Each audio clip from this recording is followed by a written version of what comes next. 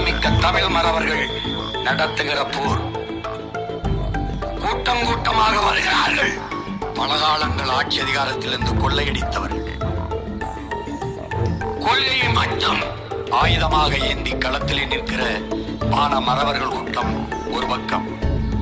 பல ஆண்டுகள் ஆட்சி அதிகாரத்திலே இருந்து வலிமையான அதிகார கட்டமைப்பு, பல லட்சக்கணக்கான கோடிகள் குவிப்பு, ஊடக வலிமை எல்லாவற்றையும் சேர்த்துக் கொண்டு 3 கட்சிகள் தனித்தனியே கூட்டணி அமைத்து மக்களோடு நின்று, மக்களுக்காக நின்று, மக்களை நம்பி நிற்கிற ஒரே அரசியல் இயக்கம் நாம் தமிழர் கட்சி என்கிற அரசியல் படை மட்டும்தான்.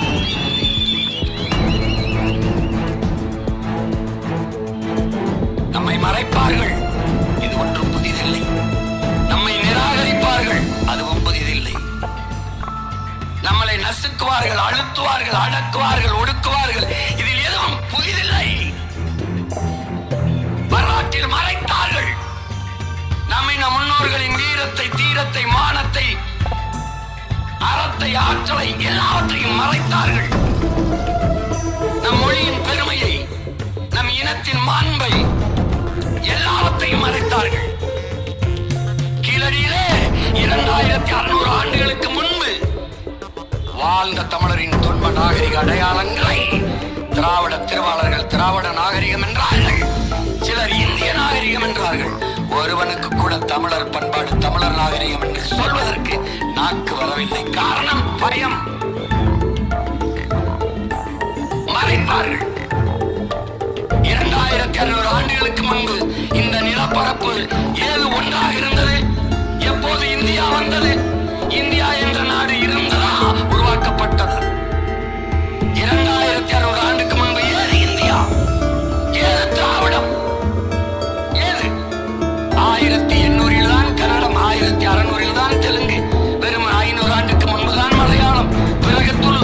கன்னடமும் கலிதலுங்கும் கவின் மலையாளமும் துளுவும் உன் உதிரத்தில் பிறந்தது என்று தமிழ் பாய் இருக்குது. தமிழ் பெற்று போட்ட பிள்ளைகள் தான் இந்த கிளை மொழிகள். எங்கே வந்தது திராவிட நாகரிகம்?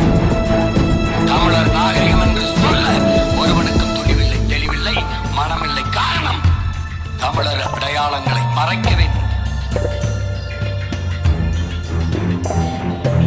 அப்போது என்ன உனக்கு நினைவுக்கு வர வேண்டும்? புரட்சியாளர் அம்பேத்கர் நமக்கு என்ன கற்பிக்கிறார்? வரலாற்றில் புறக்கணிக்கப்பட்ட இனத்தின் மக்கள் ஒரு நாள் தங்களுக்கான வரலாற்றை தாங்களே எழுதுவார்கள் என்கிறார். தமிழ் பேரினம் தன் இனத்திற்கான வரலாற்றை எழுதுவதற்கான வரலாற்று பெரும் புரட்சி இந்த நிலத்திலே இப்போது நடந்து கொண்டிருக்கிறது. இதுவரை நம் முன்னோர்கள் இப்படி ஒரு அரசியலை செய்ததில்லை. தொடங்கினார்கள், தொடரவில்லை. அவர்கள் ஆரம்பிக்கும் போது அவர் பிள்ளை சீமானுக்கு இருக்கிறது போல புறச்சூழல் அமையவில்லை. வந்தார்கள் வலிமையானவர்கள், அறிவார்ந்தவர்கள். ஆனால் அன்று கொழுத்து பெருத்திருந்த திராவிட பூதங்கள் தின்று ஏப்பவிட்டது. இன்னைக்கு இந்த திராவிடம், இந்தியம் எல்லாம் வரலாற்றில் முதலாக ஒரு எதிரியை இன்றுதான் சந்திக்கிறது. இன்றுதான்